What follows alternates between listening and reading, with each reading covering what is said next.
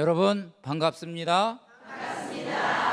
네, 오늘 제가 여러분들 이렇게 나와서 벌써 한눈으로 싹 봤어요. 한눈으로 싹 봤는데 여러분들 표정이 시원섭섭한 표정입니다. 왜 그러세요? 그렇죠. 한편으로는 이제 다 들었구나, 또 한편으로는 아이고 섭섭하다, 그런 마음이 드십니다. 저도 그래요. 저도 이제 사실은 제가 이 강의를 하면서 여러분들도 은혜를 받으셨지만 항상 강의의 첫 번째 수혜자는 자기 자신이에요. 에? 제가 뭐 있는 거를 여러분에게 전하는 게 절대로 아니에요. 저는 받아서 여러분에게 전하기 때문에 여기에 딱 올라설 때 제가 기대가 돼요. 오늘은 제 입술에 주님이 어떤 말씀을 담아주실까, 그러고 기대를 제가 하고 이제 강의 마치고 내려가면 오늘도 또 주님이 영감을 주셔서 좋은 말씀을 전했구나, 그래서 감사드리고 영광 올립니다. 네, 자 이제 우리 지난번에 배웠던 거 한번 또 점검해 봅시다. 지난번에 뭐 배웠나요? 우리가 박해에 대해서 배웠어요. 의를 위해서 박해를 받는 사람은 행복하다, 이렇게 돼 있었습니다. 세 가지로 우리가 좀 요약을 해보겠습니다. 우선 이 박해를 받는 사람은 뭐가 있어야 돼요? 어디서 출발합니까? 사랑에서 출발한다. 그 다음에 두 번째, 사랑은 우리를 어디로 몰아요? 헌신하도록 해요. 우리가 투신하고 희생하고 헌신하도록 해줍니다. 세 번째, 우리가 이제 이 박해를 받을 때 슬퍼해야 돼요? 기뻐해야 돼요? 기뻐해야 된다. 왜냐하면 받을 상이 크고 또 땅에서도 열매가 풍성하게 맺어진다, 이런 얘기예요. 네, 이제 그런 것들을 우리가 다 종합하고 전제로 해서 오늘 강의를 드립니다. 오늘 강의 주제는 행복 디자인입니다. 우리가 어떻게 행복을 디자인할 수 있을까 하는 내용입니다. 자, 그러면 또 우리 주님을 초대하고 시작하겠습니다. 성부와 성자와 성령의 이름으로 아멘. 자, 오늘 이제 행복 디자인입니다. 행복 디자인인데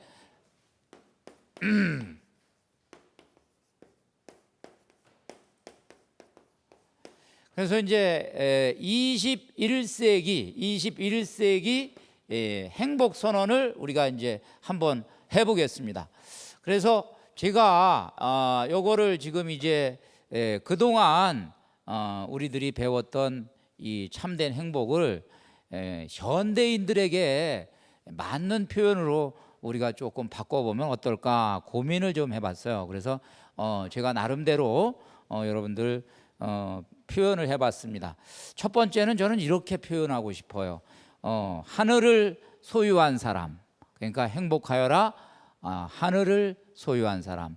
원래는 뭐라고 돼 있어요? 마음으로 가난한 사람 또는 영으로 가난한 사람. 두 번째는 행복하여라, 지금 우는 사람. 그러면 아주 적절할 것 같습니다. 지금 우는 사람. 그 다음에 온유도 바꿀 필요가 없을 것 같아요. 온유한 사람. 의도 바꿀 필요가 없을 것 같아요. 의로운 사랑을 품은 사람. 요거는 이제 의가 따뜻한 눈을 가지고 있다고 그랬죠? 그래서 의로운 사랑을 품은 사람. 그 다음에 다섯 번째, 행복하여라, 베푸는 사람. 베푸는 사람. 그 다음에 이제 여섯 번째, 행복하여라, 마음이 맑은 사람. 이것도 요즘으로 치면 통할 겁니다. 깨끗한 사람보다는 요즘에 맑다라는 말을 많이 쓰죠. 그 다음에 이제 일곱 번째는 행복하여라, 평화를 찾는 사람. 평화를 찾는 거예요. 이제 그 다음에 여덟 번째, 아주 바꿨어요. 시련을 견디는 사람. 어떻게 됐든 밖에도 오고 어려움도 오는데 그거를 어떻게 해요? 견디는 사람. 거기서 굴복하지 않고 견디는 사람.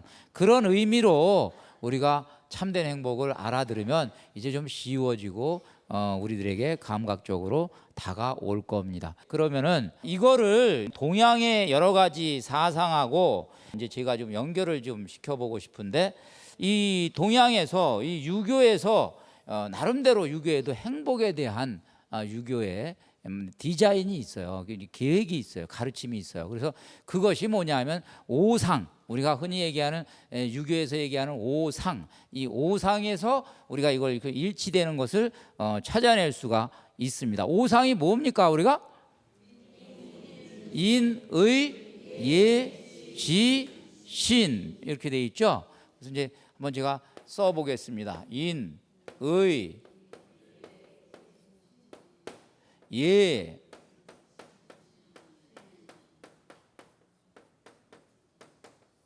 지,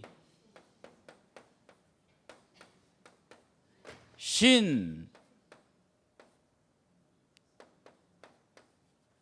자, 그런데 이것이 4단 7정하고 연결이 됩니다. 그리고 이거 인을 4단으로 연결하면 이게 뭐라고 그럽니까? 우리가 그것은 이제 측은지심이 됩니다. 자, 의는 수호지심이 되겠죠? 부끄럽고 이 자기의 이 말하자면 옳지 못한 것을 부끄러워하고 미워하는 마음이다. 예는 뭐가 될까요? 사양지심이 될 겁니다. 사양한다 이거야. 이렇게 요 지는 시비지심이 됩니다. 요 지가 이제 옳고 그름을 이렇게 구분한다. 시비지심이 됩니다. 여기까지가 이제 이렇게 해가지고 4단이에요. 요 시는 뭐냐 하면은 요 시는 이것이 종교적인 언어가 아니에요. 종교적인 언어가 아니고 이것들이 다 좋은 것을 믿고 내가 이걸 강력하게 실천하려는 의지예요. 그래서 내가 이게 뚝심으로 이렇게 하면은 좋은 일이 일어난다라는 결과에 대해서 내가 내다보고 의지를 갖고 추진하는 그 힘이 믿을 신자 여기 이제 돼 있는데 이 신입니다. 자, 이렇게 보면은 저희들이 제가 왜 이제 이거를 이렇게 써드리냐면은 우리 저 진복 8단에서 이미 나온 거하고 겹쳐요. 이것들이 다 아주 재미있어요. 이건 뭐하고 겹칩니까? 오늘 이제 저희들이 연결을 좀 시켜보면은 자비하고 겹치죠. 자비하고 이제 거의 이제 비슷해요. 그 다음에 요거는 뭐예요? 거기 의가 나왔잖아요. 의에 줄이고 목마른 사람 나왔잖아요. 요거는 뭐예요? 요거는 이제 온유입니다. 야, 누가 벌써 이게 기가 막히게. 그 다음에 또 이거는 뭘까요? 시비지심. 어떻게 하면은 요걸 딱 선명하게 이것을 가려낼 수 있을까? 영이 깨끗해야 돼요. 그렇죠? 예. 영이 깨끗하지 않으면 이거 못하죠? 영이 깨끗한 거예요. 그러면 이제 판단력이 생겨요. 눈이 맑고 판단력이 생깁니다. 그 다음에 이거는 뭘까요? 우리로 치면은 이게 이제 저는 연결을 시켜보면 이 내용을 이렇게 파악을 해보고 연결을 시켜보니까 이게 박해하고 비슷해요. 그러니까 굴복하지 않고 밀고 가는 힘이에요. 이게 추진하는 힘. 자, 그러면 나머지가 빠졌죠? 뭐가 빠졌어요? 빠진 게 가난이 빠졌죠? 슬픔이 빠졌죠? 그 다음에 평화가 빠졌죠? 여러분, 요게 이제 이유가 있어요. 자, 요 왼쪽에 있는 거는 윤리 도덕적인 접근입니다. 여기까지. 우리가 인간이 윤리적으로 하느님을 굳이 생각하지 않아도 인간이 바르게 살고 행복하게 살기 위해서 생각해낼 수 있는 가장 좋은 처방이 요 왼쪽에 있는 거예요.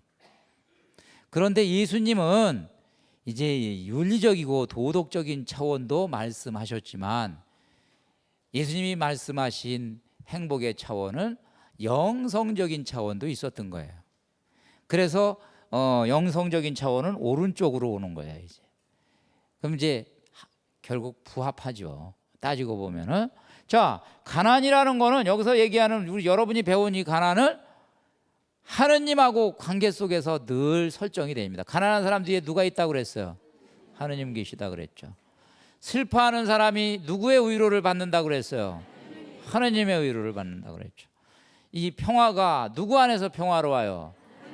하느님 안에서 평화롭죠. 그러니까 여기는 도덕적이고 여기는 뭐예요? 여기는 영성적이다. 그러니까 우리 진복 8단은 도덕적인 것도 밑에 깔려 있지만 영성적인 것이 거기에 얹혀져 있다. 그럼 이제 전체가 보입니까? 그러니까 사실은 예수님께서 말씀하신 것은 인간의 본성에 부합하는 말씀을 하신 거죠. 인간의 본성에 부합하는 말씀을 하시면서 이 땅 위에서 사는 법도 가르쳐 주셨지만 이 땅 위에 바로 이 땅을 초월하는 저 너머의 것을 추구하는 것도 예수님은 가르쳐 주신 것이죠. 아멘. 감사합니다. 자, 이렇게 해서 저희들이 이제 전체를 요약을 해보면은 이 첫 번째, 두 번째, 세 번째 뭐였어요? 가난과 슬픔과 온유였는데 이거를 이 에너지를 가만히 우리가 이렇게 느껴보면은 이 에너지는 믿음의 에너지입니다. 그게 믿음의 에너지예요. 왜 그럴까? 무게 중심이 그거는 하나같이 인간 중심에서 하느님 중심으로 옮겨갑니다. 우리가 사람에게서 찾았던 풍요를 누구한테 찾아요? 하느님께. 그 다음에 사람에게서 찾았던 위로를 누구에게서 찾아요? 하느님께. 사람의 뜻을 추구하다가 누구의 뜻을 추구해요? 하느님 거. 그래서 가난, 슬픔, 그 다음에 이제 온유, 이것은 궁극적으로 믿음을 이야기한다. 이제 이렇게 믿음이라는 건 뭐예요? 나 중심에서 하느님 중심으로 무게 중심이 옮겨가는 걸 우리가 믿음이라고 그러죠. 얘기가 되죠? 여태까지는 내가 내 힘으로 내 능력으로 내가 다 해결을 했는데 이제 나를 믿지 않고 하느님을 믿는 겁니다. 그게 믿음입니다. 그래서 이제 이거하고 관련해서 우리가 좀 한 가지 조금 우리들 삶의 지혜를 좀 소개를 하면은 어떤 사람이 늘 자기 그림자를 벗어 던지고 싶어 했어요. 어딜 가도 그림자가 따라와요. 웅크려봐도 따라보고 팔짝 뛰어봐도 따라오고 계속 그림자가 따라오니까 한 지혜로운 현자한테 가가지고 그림자가 자꾸 따라와가지고 그게 아주 귀찮아 죽겠어요 그랬어요. 그랬더니 그거 세상에서 그것처럼 이 그림자 없애는 거 아주 어렵지 않네. 아주 쉽네. 자네가 몰라서 그렇지. 큰 나무 밑으로 들어가 봐. 그러면 없어져. 그러니까 그 안으로 딱 들어가니까 그림자가 없어졌죠. 그럼 이 이야기는 뭐예요?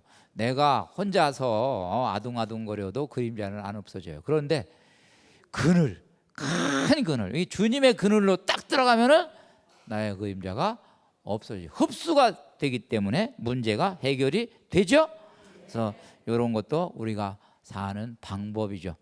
자, 어느 날 이제 우리 저 마더데레사 수녀님이 열심히 그냥 빈민들을 돌보아주고 상처를 싸매주고 봉사하고 하는데 한 주민이 와가지고 질문을 합니다. 수녀님, 솔직히 얘기해보세요. 솔직히. 예, 수녀님은 혹시 이렇게 성공하고 부자로 살고, 그 다음에 높은 지위에 있고 그런 사람 수녀님은 부럽지 않으세요? 솔직히 얘기해보세요. 솔직히. 편안하게 사는 사람들 부럽지 않으세요? 그랬어요. 그랬더니 수녀님이 허리를 굽히고 섬기는 사람한테는 위를 쳐다볼 시간이 없어. 정답이죠? 네. 그거 쳐다볼 시간 없어요. 여러분의 삶이시기를 바랍니다. 그 다음에 이제 두 번째가 큰 덩어리로 네 가지가 또 비슷한 에너지를 가지고 있습니다. 여기 의라고 돼 있죠? 의. 그 다음에가 뭐예요? 자비. 그 다음에가 깨끗이죠? 하여간 깨끗한 거 추구하는 거. 그 다음에 평화. 이게 기운이 말이죠. 에너지가 소망의 에너지입니다. 뭘 열심히, 이거는 무게중심이 아니에요. 뭘 열심히 목말라 하고 구해요. 뭘 구해요 지금. 의를 찾아요. 하여간 뭘 자꾸 구하고 찾고 눈이 어딘가로 자꾸 가 있어요. 그렇죠? 그 다음에 자비도 안방에 앉아가지고 자비를 행할 수 있습니까? 자꾸 자비를 행하기 위해서 자꾸 구하는 거예요. 그 다음에 깨끗한 것도 가만히 앉아서 깨끗하지 않아요. 깨끗한 것도 내가 좀 어떻게 하면 더 깨끗해질 수 있을까? 이건 뭘 자꾸 움직이고 추구합니다. 평화도 그냥 안방에 앉아가지고 평화가 아닙니다. 이것도 평화를 세운다 그랬죠? 그래서 peace making, peace building 그랬죠? 그래서 이렇게 됩니다. 그러니까 궁극적으로 에너지가 소망의 에너지를 가지고 있어요. 이것은 의탁의 에너지를 가지고 있고 이것은 소망의 에너지를 가지고 있습니다. 예수님께서는 얼핏 요 정도로 이렇게 구분하시면서 말씀을 하신 거예요. 그 다음에 세 번째로 우리가 이제 그동안 했던 거를 이렇게 보면은 이제 박해잖아요. 박해는 당연히 뭐예요? 박해는 당연히 사랑의 에너지를 가지고 있는 겁니다. 그래서 이 참된 행복은 궁극적으로 우리에게 믿음과 소망과 사랑에 대해서 이야기를 해주는 대목이구나 이렇게 이제 알아들으시면 되시겠고, 그 가운데에서 으뜸은 뭐라 그랬어요? 고린도전서 13장 13절 사랑입니다 이렇게 되어 있어요. 자, 차제에 한번 정리해 봅시다. 우리가 가장 이제 완성된 경지에 가면은 두 가지는 없어집니다. 이거하고 믿음하고 소망은 이 세상에서만 필요합니다. 마지막에 천국에 갔을 때 남는 거는 뭐예요? 사랑입니다. 천국에 가면은 믿을 필요가 없어요. 눈앞에 있는데 뭘 구할 필요가 있나요? 눈앞에 있는데 뭐. 그러니까 하느님이 내 눈앞에 있을 때는 할 수 있는 건 딱 뭐예요? 사랑밖에 없어요. 그래서 마지막에 모든 것이 으뜸이 사랑이다라는 거죠. 그러면 어떻게 되는 거예요? 이 세상 우리가 신앙생활 할 때 앞에 거 두 가지만 계속 했던 분들은 하늘나라에 가면은 참 뻘쭘하고 어색할 거야. 이게 잘 안 돼가지고 심심할 거야. 그렇게 되는 거죠. 거기서 그래서 심심하지 않으려면은 여기서 적응하는 훈련을 해야 돼. 여기서 아시겠죠? 네, 그 정도 저희들이 놓고 보겠습니다. 이제 행복 디자인입니다. 완전한 행복이 뭐냐? 여기에 대해서 한번 같이 한번 여러분하고 또 은혜를 누려보겠습니다. 저는 이 토마스 머튼 이 완전한 행복에서 영적인 행복을 먼저 소개합니다. 토마스 머튼이 바로 완전한 행복을 추구한 주인공입니다. 그분은 원래 영국에서 이제 어렸을 때 부모를 여의고 영국에서 케임브리지 대학을 나오고 미국에서 콜롬비아 대학까지 나와서 문학 박사가 됐어요. 26세 때. 그러니까 대단하죠? 26세 때 이제 이미 문학 박사가 돼가지고 작가로도 이제 명성을 날리고, 그 다음에 이제 언론계에서도 이분이 이제 명성이 있었어요. 그래서 돈도 벌고 하여간 아주 똑똑한 청년이었어요. 그런데 그때까지만 해도 이분은 이제 재즈 클럽에 다니고 술 마시고 그리고 말솜씨가 좋아가지고 아주 궤변을 일삼고, 그 다음에 이제 하여간 향락에 빠졌어요. 향락에 빠졌는데 이상하게 벌써 일찍부터 이분은 워낙 똑똑한 분이니까 이 공허감을 알았어요. 그러고 나면 노래 부르고 뭐 하고 이 향락에 빠지고 나면 뭐가 행복해야 되는데 가만히 있어 보면은 여기에 공허감이 더 가득한다, 이런 거를 알게 됐어요. 그래서 여러분들 아시듯이 이분이 그런 과정을 책으로 썼습니다. 그 책이 이름이 뭐죠? 칠층산이라는 책이에요. 우리 정추기경 님이 번역한 책이고, 모르시는 분들 한번 읽어보세요. 영성적으로 우리를 풍요롭게 해주는 내용인데, 이분이 이제 그러다가 문학가니까 먼저 이제 책을 아주 방대하게 읽었어요. 철학서적도 읽어보고 영성서적도 읽어보고. 그런데 철학에서는 별로 재미를 못 봤어요. 그러다가 영성서적을 읽다가 아우스팅 성인에 홀딱 빠져가지고 이제 문학가니까 뭐 글 읽는 거야 뭐 아주 낙이니까 그래가지고 점점점 그때까지만 해도 세례를 안 받았습니다.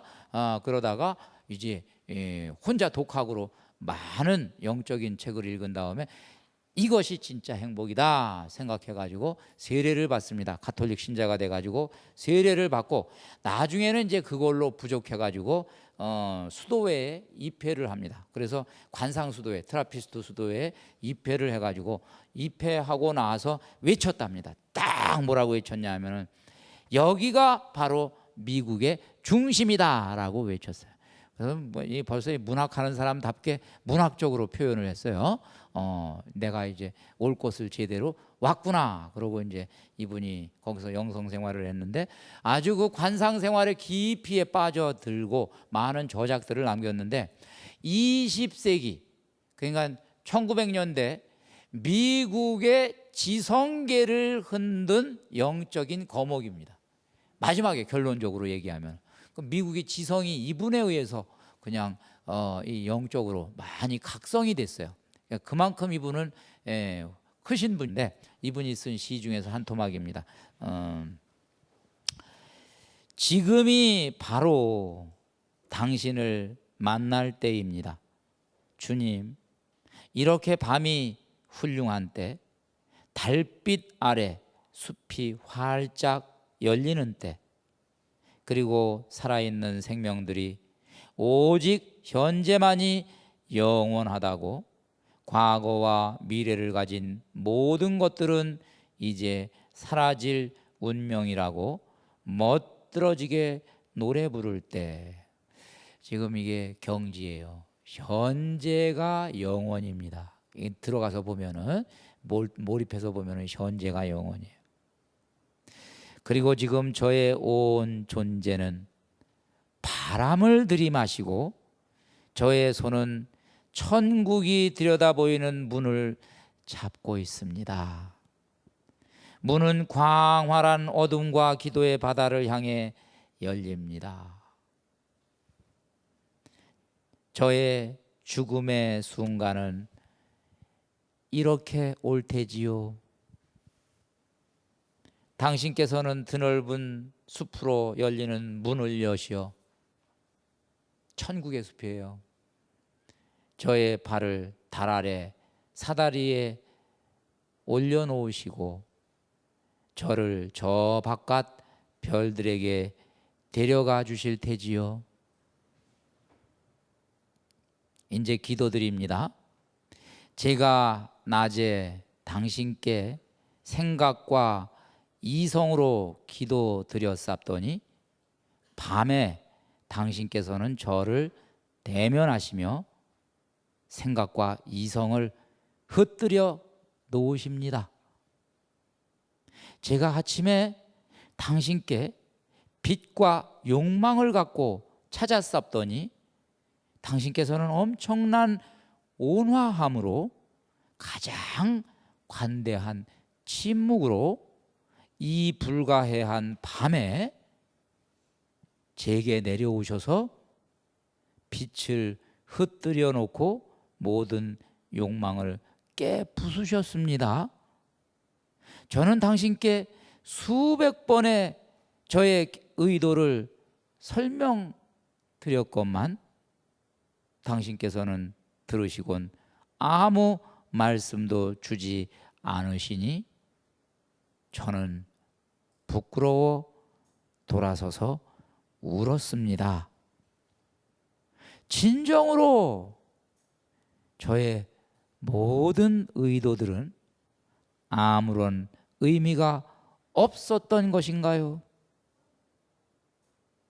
진정으로 저의 모든 욕망들은 환상이었던 것인가요?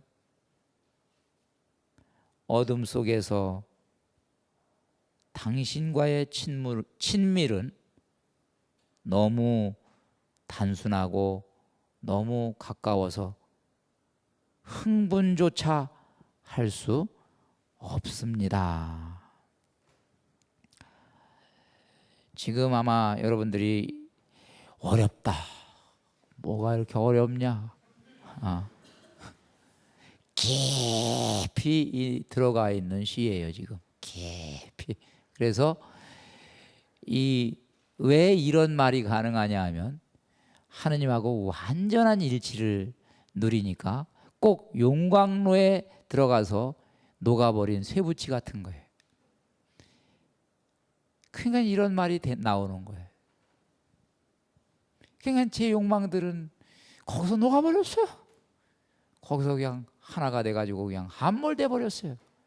이것이 우리가 누리는 궁극적인 환희입니다. 환희. 아멘.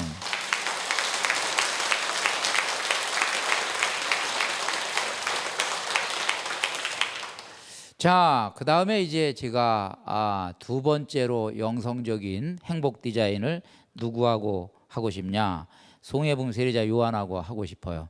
이분은 제가 몇 번 소개를 했지만 모르시는 분들을 위해서 간단히 말씀을 드리면 1926년도에 이제 모태 신앙을 갖고 인천의 계양산 그 산자락에서 태어났습니다.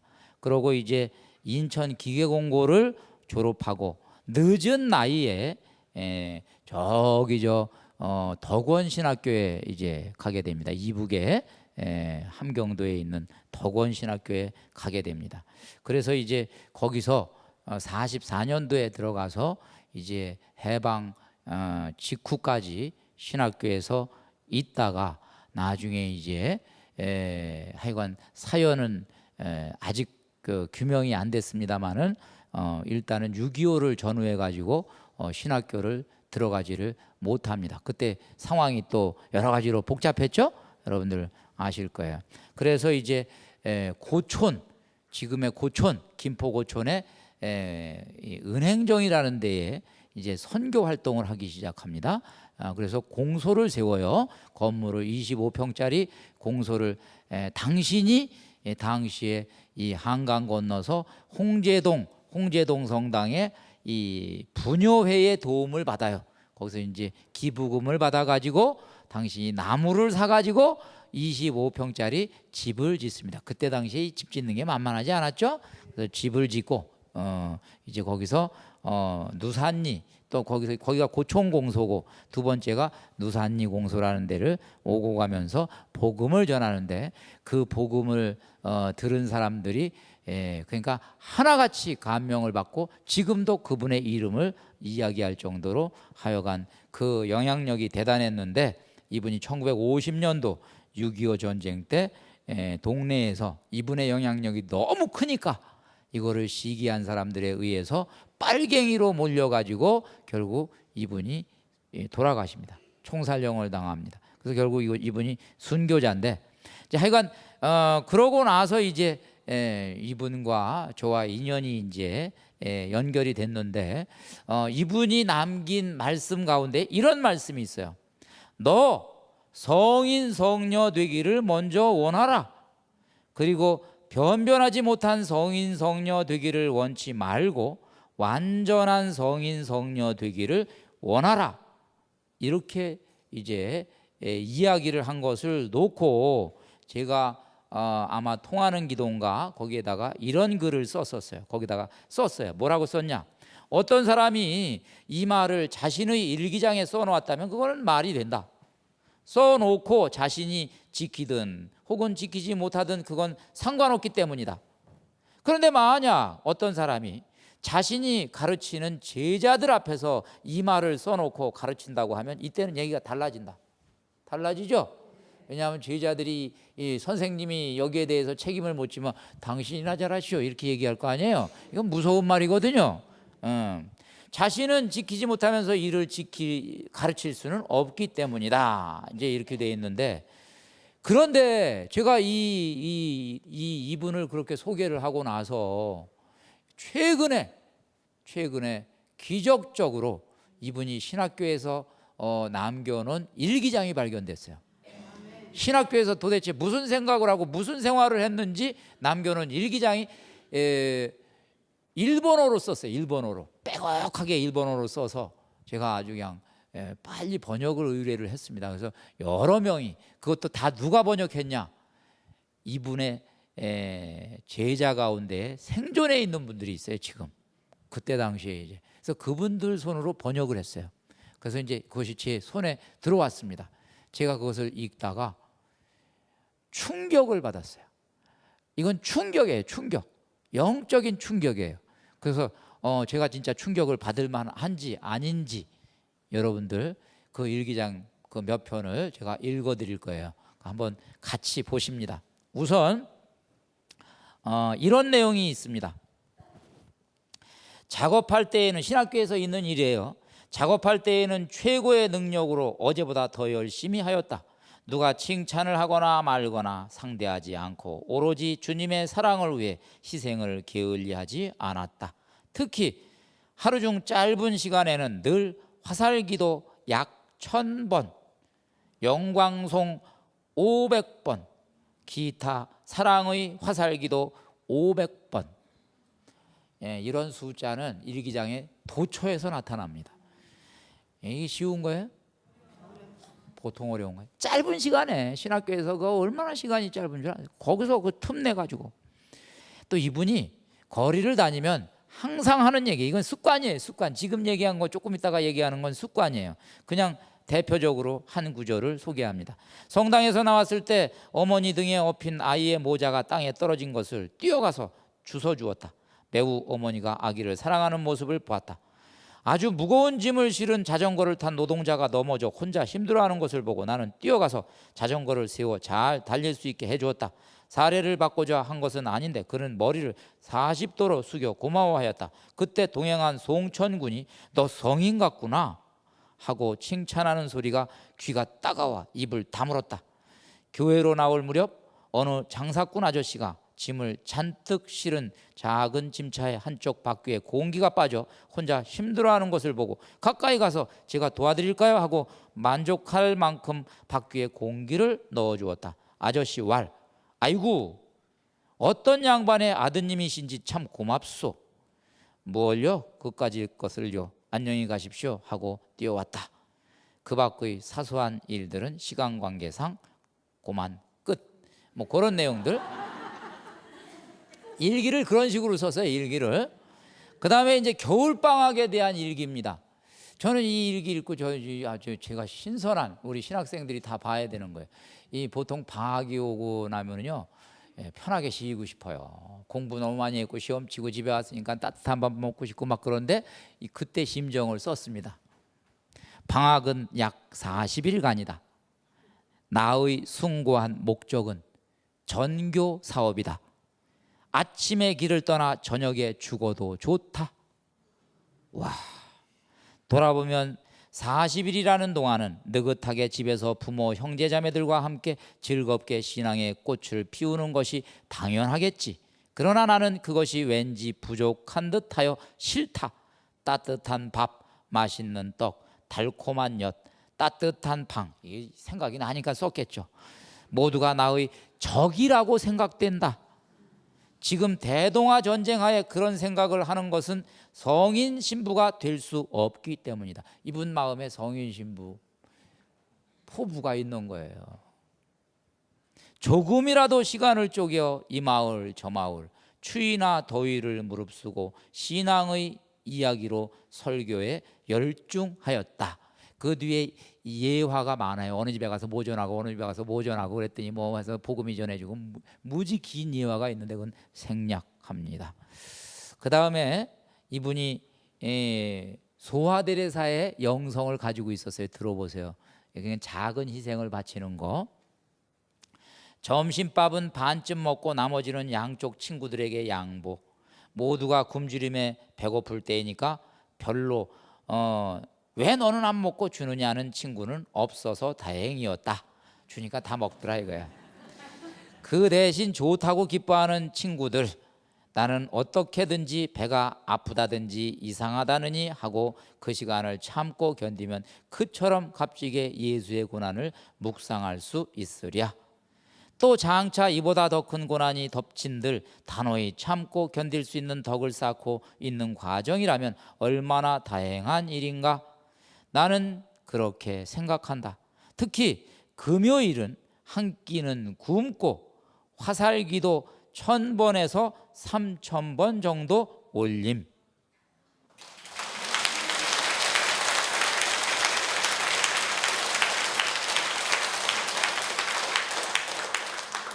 무서워요. 자, 이제 우리 묵상에 대해서 이분이 묵상은 어느 정도 경지로 묵상을 했는지 한번 보겠습니다. 찾아라 그러면 만날 것이다. 두드려라 열리리라는 복음서의 1절을 읽고 묵상, 이렇게 돼 있어요. 마태복음 7장 7절. 묵상은 나의 수련의 하나, 묵상으로 완덕의 경지에 달하려고 묵상과 기도의 두 다리로 온 것이다. 앞으로도 그리 하고 싶다. 묵상은 무엇이 자기에게 부족한가를 알게 하고, 기도는 무엇이 부족하지 않게 구해주는 것. 실제로 전자는 나의 운을 명시하고 후자는 길 안내 격이다. 묵상을 해서 길을 보고 기도를 통해서 안내를 받고 간다 이거야. 묵상으로 인해 나에게 닥쳐올 무언가 위험성을 알게 하고 기도로 인해 그것을 면할 수 있다는 것은 사실이다.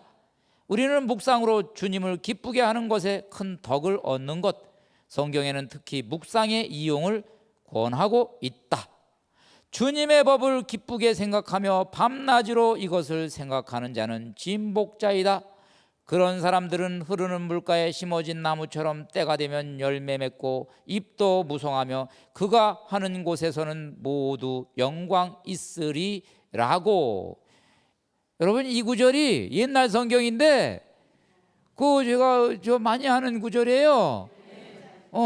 시편 1장 1절에서 3절 말씀 딱 있죠. 또 젤손이 말한 것처럼 묵상은 영적 독서의 자매이며 기도는 유모로 착한 일을 하는데 지도자로 만사를 완전 무결하게 한다. 예레미야 예언자도 말하였다. 한 사람도 마음에 두는 이가 없으면 천지는 황폐해진다고. 왜 정신세계가 이처럼 황폐해졌는가? 이 지금 주님의 말씀을 마음에 품지 않으면 세상이 황폐해진다는 말이 있어요. 그것은 이미 반성하고 있지만 종교상의 미묘한 현의, 아주 깊은 하느님의 그 오묘한 하느님의 뜻, 이런 거죠. 주님의 끝없는 선덕을 가슴 깊이 두고 있는 자가 없기 때문일 것이다. 그러니까 세상이 황폐해지는 거예요. 여러분들이 이 지금 참된 행복을 배우시고 이 행복을 마음에 두고 사시면 이 반대가 생기는 거예요. 이제 황폐해진 것이 이제 세상이 살만해지는 거죠. 나의 묵상의 불은 당겨졌다. 그때 주님께서 내리시는 축복을 받고 성호로 묵상 끝. 이렇게 돼 있어요. 묵상은 그렇게 돼 있고, 여러분 이제 제가 요 대목 읽고 감동받았어요. 그 대목이 뭐냐면, 내가 가장 좋아하는 십자가의 길 기도는 매일 한다. 그러나 늘 그렇지는 않다. 아침 식사 후, 5시 후, 저녁 식사 후 30분밖에 시간이 없다. 모여서 놀고 있는데, 신학생들 놀고 있는 거요? 혼자만이 빠져나오려면 좀 어렵지만 그래도 나의 수호천사는 어떻게 하든 나를 성당 앞 주님께로 친절히 안내하신다. 얼마나 다정하고 고마운 완덕의 안내자이신가. 바쁘다고 시간 안 나가지고 못 되시는 분 수호천사 잘 만나셔가지고 이렇게 하시기 바랍니다. 예. 그다음에 이제 마지막이에요. 식사 때 상위에 떨어진 밥알, 반찬 찌꺼기는 모두 거두어 내가 먹는다.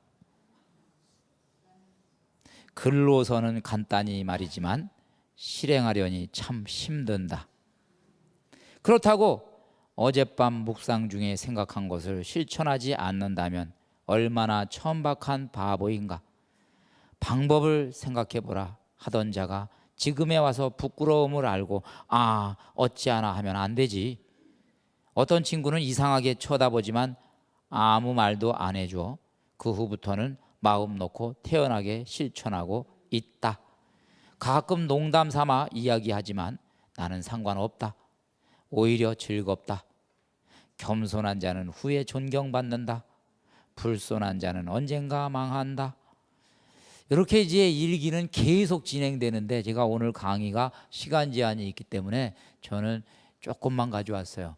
나중에 이 일기장을 많은 분들에게 제가 소개할 겁니다.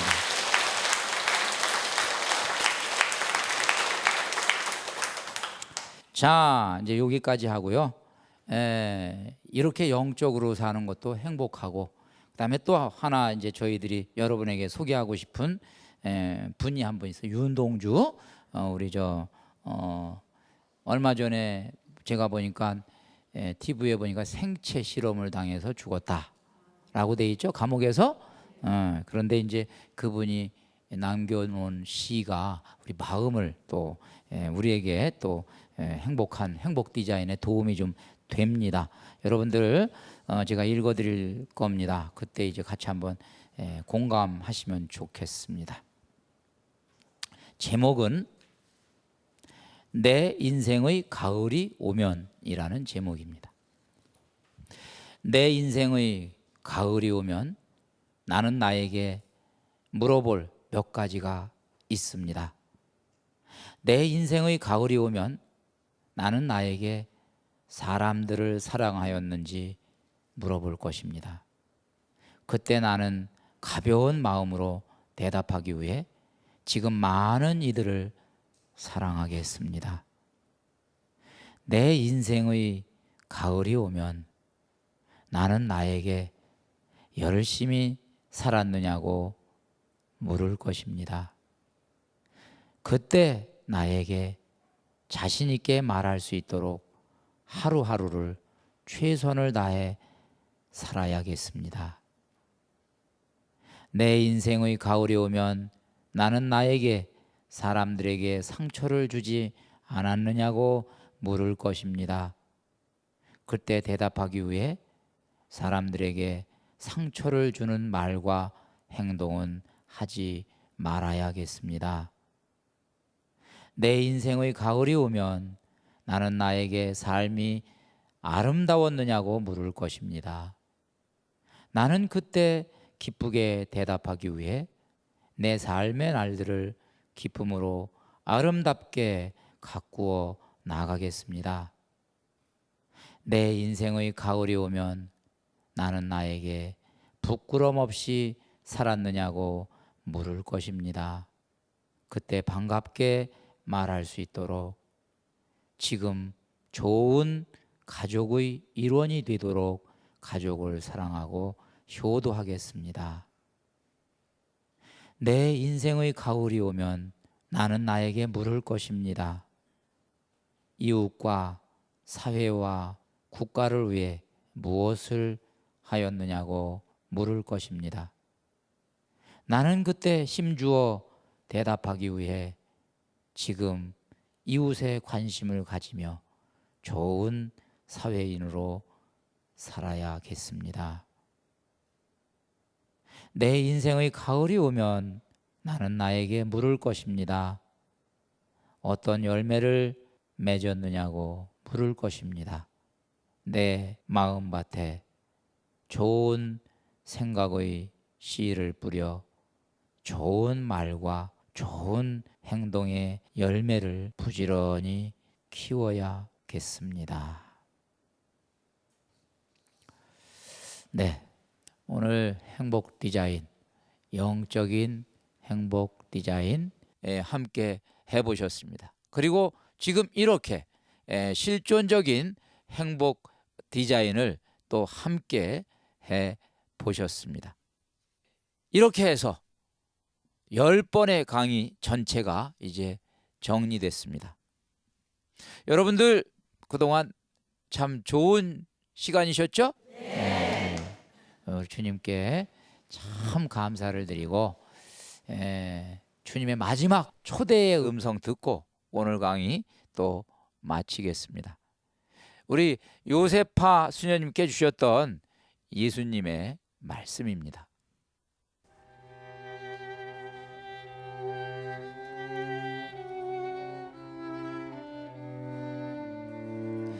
선택받은 영혼들아, 너희들이 바로 나의 안식처이며 내 즐거움의 화원이다. 나는 다른 영혼들보다 너희들에게서 더 따뜻한 사랑과 애정을 받고 싶다.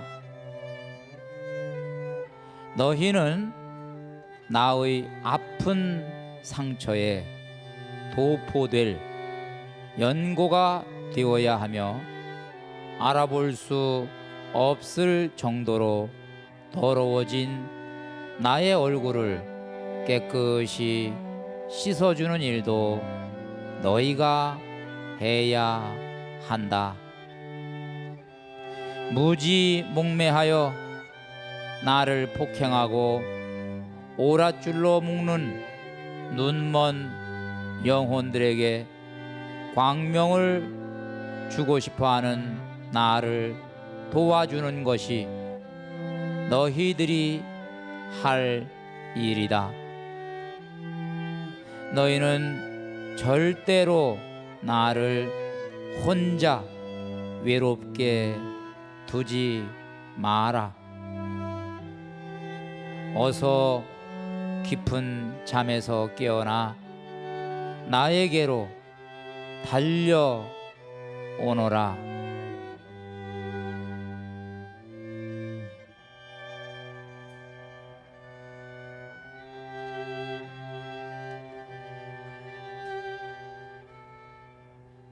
네, 이제 숙제만 남았네요. 숙제를, 기분 좋은 숙제를 가슴에 가득 안고 오늘 주님께 영광 올리고 강의를 마치겠습니다. 성부와 성자와 성령의 이름으로 아멘. 감사합니다.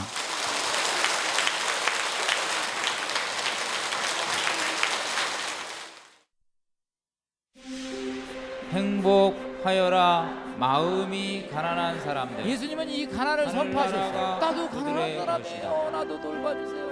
행복하여라 슬퍼. 내 눈에서 눈물을 거두어라. 내 기도를 들었고 내 눈물을 보았다. 행복하여라 온유한 사람들. 주님의 뜻을 따라서 기도하는 거예요. 싸우지 말고 날카로운 말 쓰지 말고. 행복하여라 의로움에 줄이고 목마른 채워주시는 분이 계시다. 보상해 주시는 분이 계시다. 하느님은 알고 계신다 이거요. 행복하여라 자비로운 사람들. 이것은 기쁨입니다. 해본 사람만 아는 행복입니다. 행복하여라 마음이 깨끗한 사람들. 깨끗해지면 자연의 소리가 들릴 것이다. 하느님의 소리가 들립니다. 행복하여라 평화를 이루는 사람. 평화여 더 크게 평화여 샬롬. 행복하여라 의로움 때문에 그 순간에 믿음으로 무장시켜 주시고 기쁨으로 무장시켜 주시고. 아멘. 참된 행복을 배우시고 이 행복을 마음에 두고 사시면 천국이 들여다보이는 문을 찾고 있습니다. 지금이 바로 당신을 만날 때입니다. 너 성인 성녀 되기를 먼저 원하라. 완전한 성인 성녀 되기를 원하라. 이것이 진짜 행복이다. 아멘.